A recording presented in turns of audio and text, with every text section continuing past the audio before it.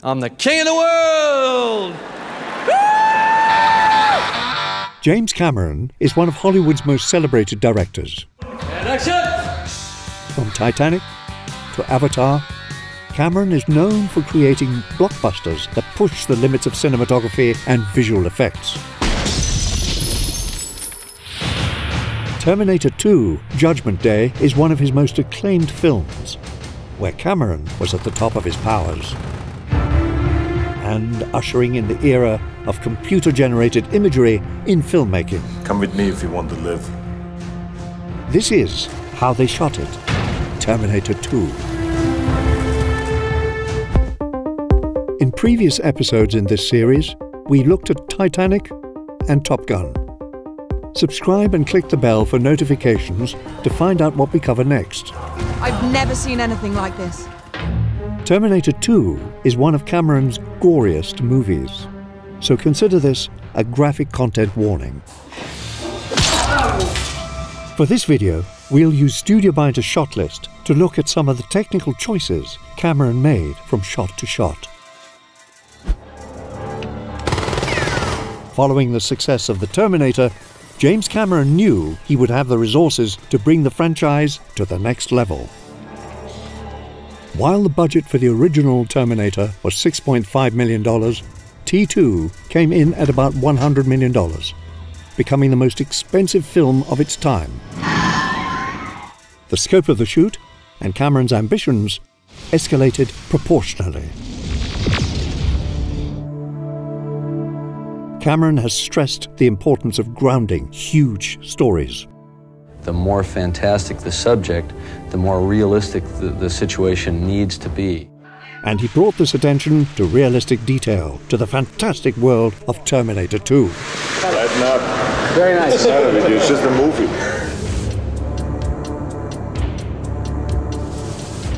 Terminator cinematographer Adam Greenberg returned for T2.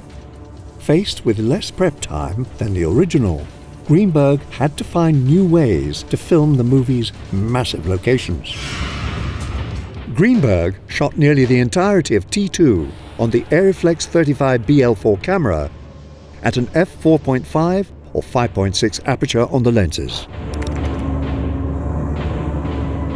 The relatively high aperture resulted in a deeper depth of field, which made it easier for the assistant cameraman to keep focus on fast-moving set pieces. To maintain a consistent visual palette, Greenberg used 3 types of film stock: Kodak 5297 for daytime interiors, 5245 for exterior day, and 5296 for night exteriors and interiors. The cinematographer found that these stocks allowed him to capture the coloring he was aiming for from scene to scene.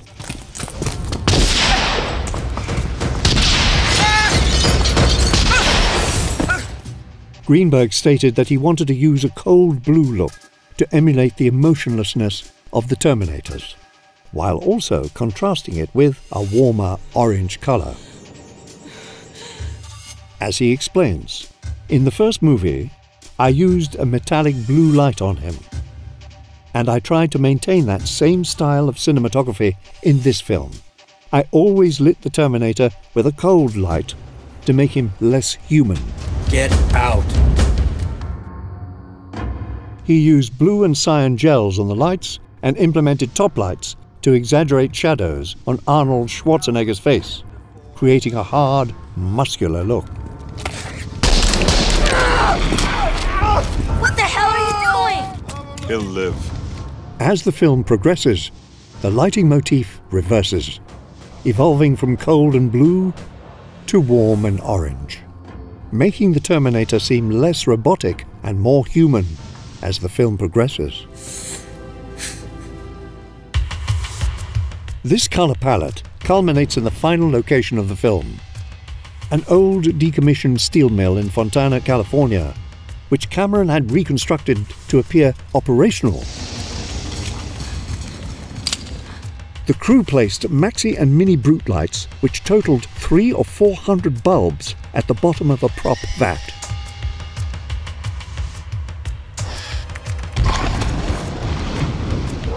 They then placed 3 85 gels on top of them to make them a warmer orange.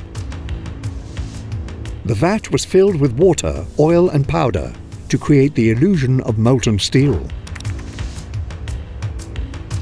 The heat from the lights was so great that production couldn't keep the lights on between takes because they would melt the prop vats. Despite looking like a scorching inferno, the temperature on set was kept at 48 degrees to keep the lights from overheating, which meant that sweat had to be sprayed on the actors. Another crucial set piece, which was a colossal undertaking, was the highway chase. The team had to borrow nearly every available power cord in Hollywood in order to light 5 miles of highway, since Cameron wanted to shoot the sequence without many cuts, making the chase feel as visceral as possible. It took the crew 2 weeks to pre-rig the entire highway. Lighting the highway at night meant using high-powered lights. The sequence required several sets of Musco lights and about 10 huge 100-foot Condor cranes with 12K HMIs on each of them.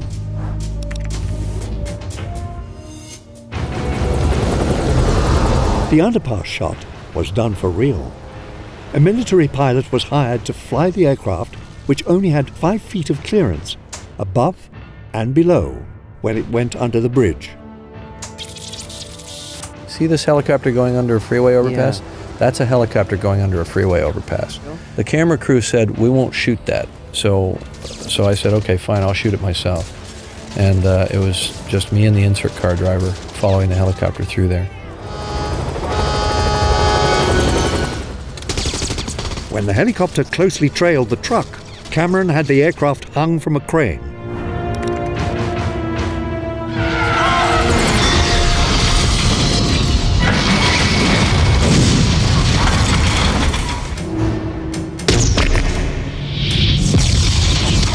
Cameron and his crew also brought the practical effects to a whole new level. The T2 production team employed several different practical effects to great success. And the stunts in Terminator 2 raised the bar from the original. The stunt department was allocated a budget of $1 million, the biggest stunt budget ever at the time.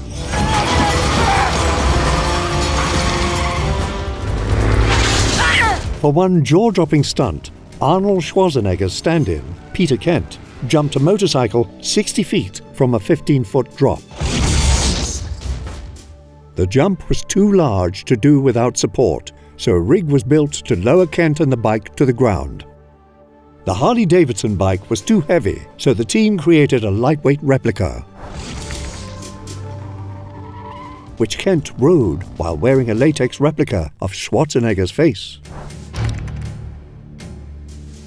The rig was then removed from the final footage through a key framing process conducted by Pacific Data Images. While doing some of the chase scenes for real made the action all the more engrossing, some things had to be faked. I knew that was going to happen. For many of the chases, Cameron and Greenberg used the old filmmaking technique of rear projection and gave it an upgrade.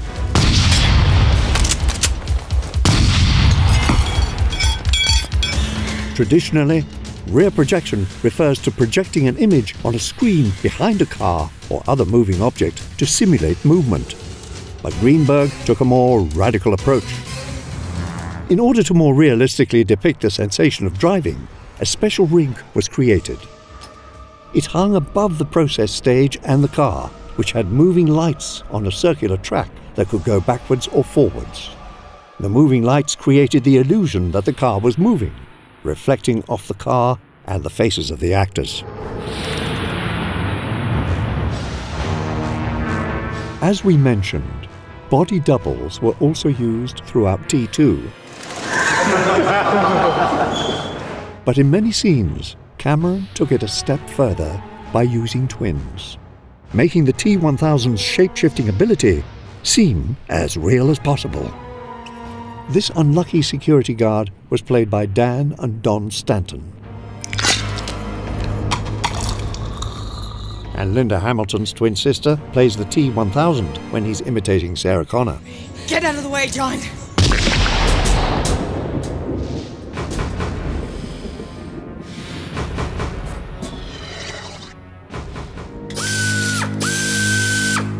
In a deleted scene from the film where the T-800 is rebooted, the sisters mirror each other's movements in front of a cutout that is made to look like a mirror. On one side of the cutout was an animatronic dummy that could match Arnold's movements in front of it, while Hamilton and her sister mirrored each other. The fake mirror allowed for the gory details of the surgery to be visible, while also being grounded in reality with Arnold's face in the frame. Do it.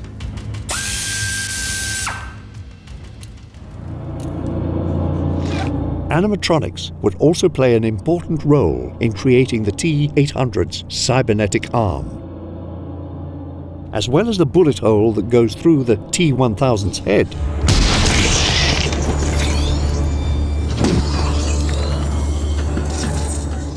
not every bullet hole required animatronic dummies.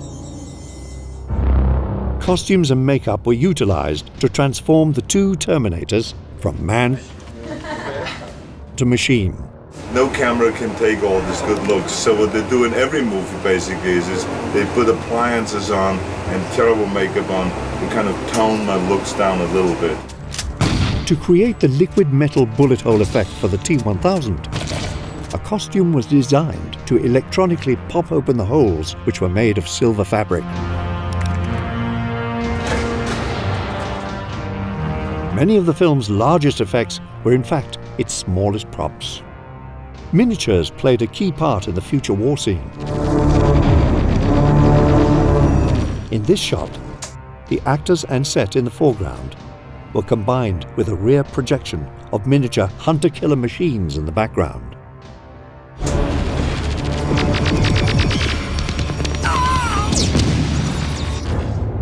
The same techniques were used for the nuclear bomb scene.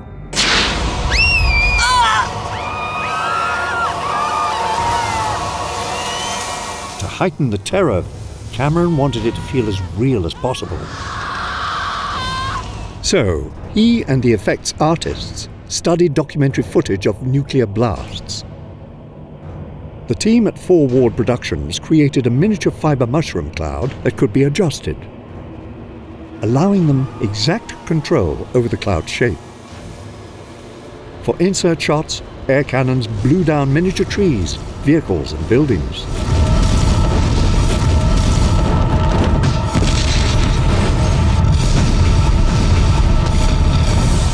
Capturing this shot was a monumental task.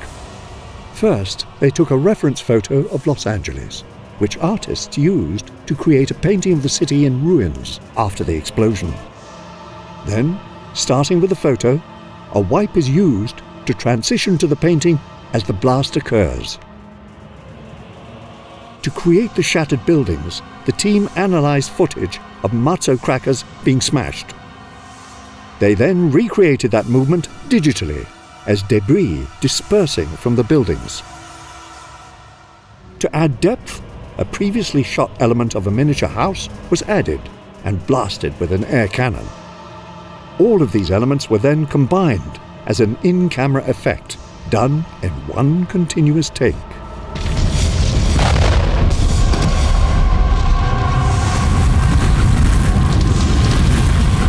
Once all these shots were combined, they created a sequence that was truly a thing of nightmares.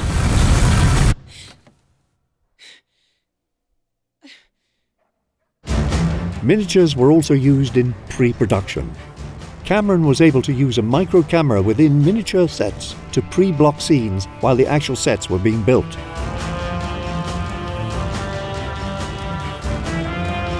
This allowed the set designers to adjust the locations to meet Cameron's directorial needs, saving time and money. But sometimes, miniatures didn't do the trick. Cameron wanted the Cyberdyne explosion to feel as real as possible.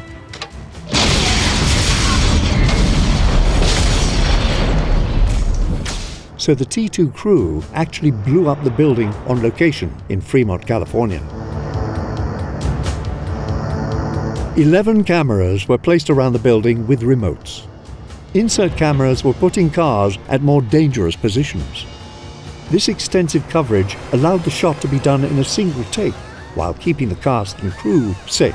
Were we supposed to roll? That was a rehearsal. I was waiting for your cue, Jim. But some effects couldn't be achieved practically, requiring the next level CGI. Since coming up with the first Terminator, Cameron knew he wanted to create a Terminator made out of a shape-shifting liquid metal. To pull it off, the team utilized cutting-edge computer-generated imagery. Cameron turned to ILM and former colleague Dennis Muren, who worked with him on his previous film, The Abyss, which pioneered the digital effects Cameron would need for T2.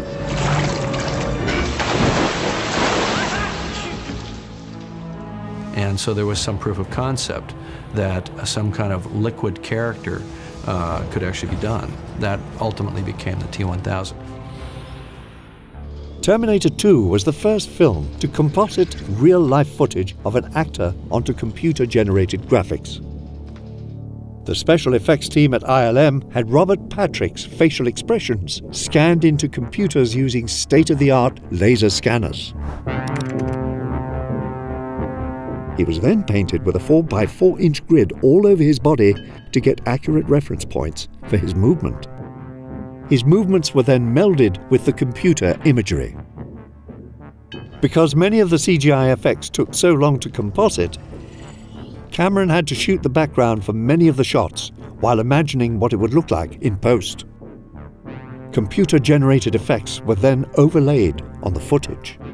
Weeks later, Cameron would shoot the scenes that preceded and followed the shot.